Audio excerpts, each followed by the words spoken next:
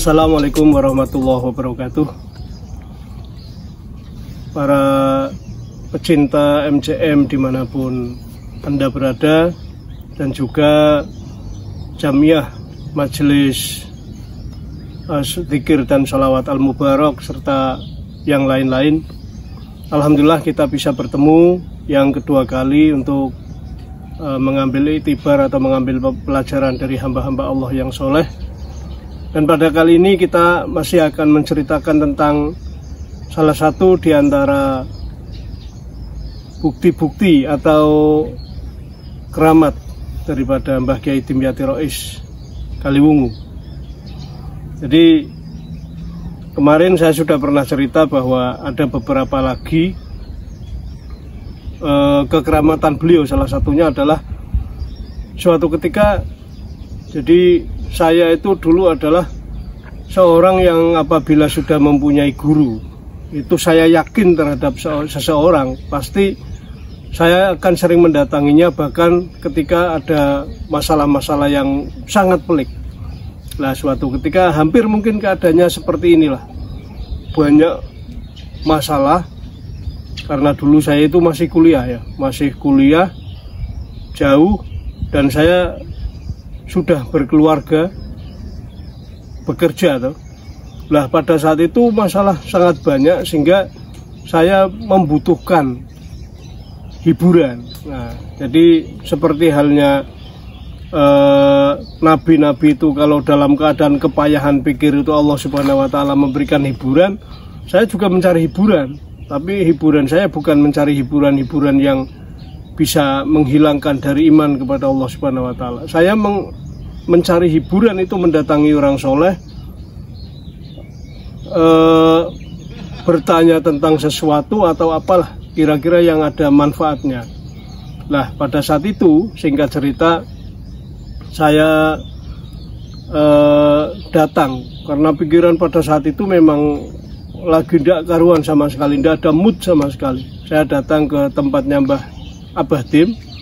Kebetulan beliau pada saat itu kan masih sangat sibuk karena masih menjadi anggota MPR ya, masih sangat sibuk. Pas saya datang kebetulan Abah tidak ada, maka saya hampir yang saya tuju tidak ada. Akhirnya saya sholat 2 rakaat kemudian minta kepada Allah, ya Allah Gusti, saya pengen datang ke hambamu yang soleh, tidak ada. Karena itu ya Allah tolong berikan hiburan saya. Nah, jadi saya sholat 2 rakaat kemudian minta hiburan kepada Allah. Saya melanjutkan perjalanan ke Masjid Agung Kendal. Nah, Masjid Agung Kendal ini, setelah di sana tidak ada apa yang saya lakukan kecuali melakukan sholat 2 rakaat terus, sholat duha, melakukan sholat 2 rakaat terus berzikir dan sebagainya, mencari ketenangan lah. Setelah itu sekitar jam-jam 10 mungkin ya, ada orang datang seperti orang gila betul. Jadi pakaiannya compang-camping, kemudian celananya tidak seperti orang yang betul-betul trep gitu ya. Jadi celananya juga tidak kurang bagus, seperti orang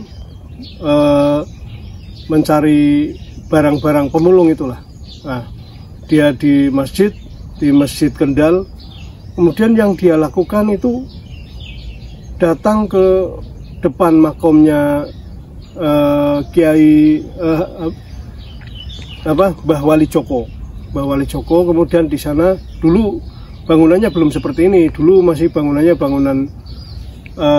bangunan dulu lah.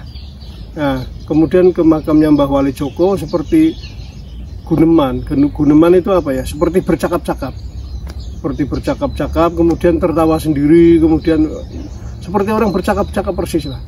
Setelah itu kemudian setelah dari Mbah Wali Joko kemudian ke makamnya Mbah Wali Hadi di belakang masjid dulu itu. Di sana juga bercakap-cakap, kemudian tertawa-tawa dan sebagainya.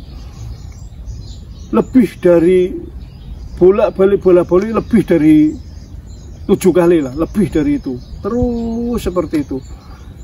Yang membuat saya agak bingung, aneh pada saat itu.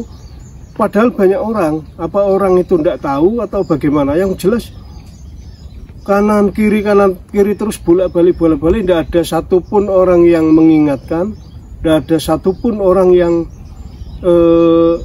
seperti tidak ada yang lihat. Nah, setelah itu sampai kemudian bolak-balik di antara 2 makom itu, kemudian sesekali di depan masjid sambil ongkang-ongkang, sambil merokok tapi tidak merokok. Nah gitu lah, terus bolak-balik sampai pada saat waktunya zuhur.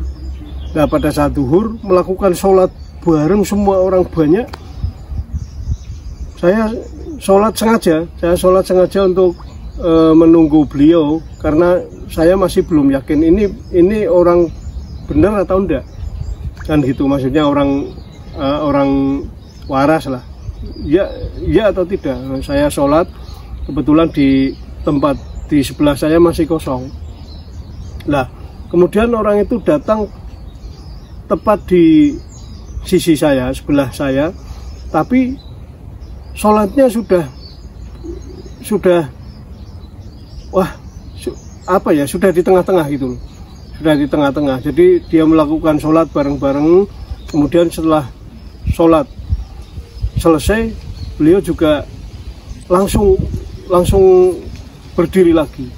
Dan satu keanehan lagi pada saat sholat adalah, ya sholatnya tidak seperti kita orang berdoa dan sebagainya. Sholatnya itu mulutnya seperti orang makan, itu udah ada henti-hentinya ya. Kita tidak tahu apakah itu sedang wirid atau tidak ya, seperti orang makan. Setelah selesai, singkat cerita, setelah pikiran, saya kemudian kembali ke depan masjid sambil pikiran saya mulai curiga, ini jangan-jangan orang tidak seperti orang biasanya kan gitu, jangan-jangan orang khusus, orang-orang tertentu. Kemudian akhirnya betul sampai pada saat sholat itu tidak ada satupun orang yang mendekati dia, entah karena orang-orang itu tidak tahu atau menganggapnya orang gila dan sebagainya, saya tidak tahu. Yang jelas pada saat itu kemudian sampai jam 12:30 saya berdoa, ya Allah Gusti, nek orang itu memang betul-betul salah satu orang soleh, tolong pertemukan saya sampai saya yakin betul bahwa orang itu orang soleh. Nah, akhirnya sampai jam 1 masih ada, belum pergi. Saya datang, saya hanya tanya satu hal tentang ketuhanan, dan jawabannya luar biasa sampai akhirnya saya yakin bahwa ini adalah salah satu di antara orang-orang pilihan Allah, kan gitulah. Setelah selesai, intinya setelah selesai kemudian saya yakin ini orang luar biasa. Kemudian saya minta pamit, kemudian salim ya, seperti orang dengan orang soleh itu dulu salim. Saya cium tangannya, baunya luar biasa wangi, dan wangi itu wanginya khas orang-orang soleh, betul wanginya para kiai seperti Habib Lutfi dan sebagainya, walinya khasnya wanginya wangi itu. Setelah saya salaman, kemudian saya masuk bis, baru saja saya menginjakkan kaki di pintu bis, kemudian baru mau jalan, saya lihat orangnya sudah tidak ada. Nah, kemudian setelah itu saya pulang. Kemudian setelah pulang, besoknya saya datang lagi ke Mbah Tim karena akan mau ngaji itu Riyadhus Shalihin, mau ngaji. Setelah itu pada saat saya mau ngaji salaman, ada Mbah Tim, saya salaman, belum apa-apa, abahnya sudah mengetahui, seperti sudah mengetahui dengan jelas apa yang terjadi itu. Abahnya biaya oleh pelajaran, sampun bah. Hanya pada saat itu memang saya ingin tanya siapa itu, karena sudah saking banyaknya orang yang mau ngaji, saya tidak sempat tanya. Yang jelas pada saat itu abahnya sudah, Abah Tim itu sudah memberikan, sudah tahu persis apa yang terjadi bersama saya dan siapa orang yang menemui saya. Itu adalah salah satu di antara kekeramatan yang saya dapat langsung, yang saya saksikan langsung dari beliau. Mudah-mudahan dengan salah satu bukti-bukti ini memastikan, menguatkan orang-orang yang belum yakin bahwa Abah Dimyati itu adalah salah seorang di antara wali-waliullah di Kota Kendal. Saya yakin karena saya beberapa kali mendapatkan pelajaran itu secara langsung dengan beliau pada saat masa-masa di tahun saya kuliah itulah, di tahun 95-96. Ini aja, mudah-mudahan ada manfaatnya. Lain waktu nanti kita masih bicara tentang hal yang sama tentang beliau, dan mudah-mudahan ada manfaatnya untuk kita semuanya. Untuk Mbah Kiai Dimyati Rais, kita semuanya monggo kirim Fatihah bersama-sama. Ila hadratin Nabi sallallahu alaihi wasallam, khususan ila hadratin Mbah Kiai Dimyati Rais. Al-Fatihah. A'udzu billahi minasyaitonir rajim. Bismillahirrahmanirrahim. Alhamdulillahirabbil alamin. Iyyaka na'budu wa iyyaka nasta'in. Ihdinas siratal mustaqim. Ghairil maghdubi 'alaihim waladdallin. Assalamualaikum warahmatullahi wabarakatuh. Waalaikumsalam warahmatullahi wabarakatuh.